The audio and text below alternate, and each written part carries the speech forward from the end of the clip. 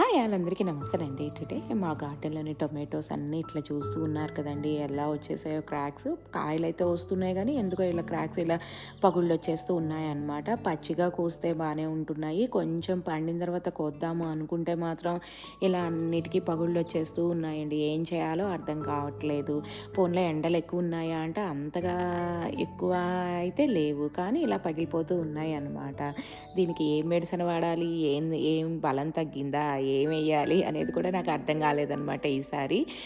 అలానే కాకరకాయ చెట్టు కూడా చాలా బాగా పాకిందండి. చాలా హెల్తీగా ఉన్నాయి చెట్లు మాత్రం.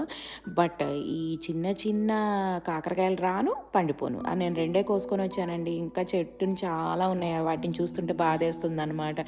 అమ్మ అన్నీ కోసి ఎందుకులే ఇంకా బాధపడిపోవటం అని కొయ్యలేదండి. చూసారు కదా, ఏమైనా ప్రాబ్లం ఉంటే ఆ చెట్లకి ఏం చేయాలో కొంచెం మెసేజ్ చేస్తారా అండి గార్డెన్ లవర్స్ అందరూ. Thank you all for watching.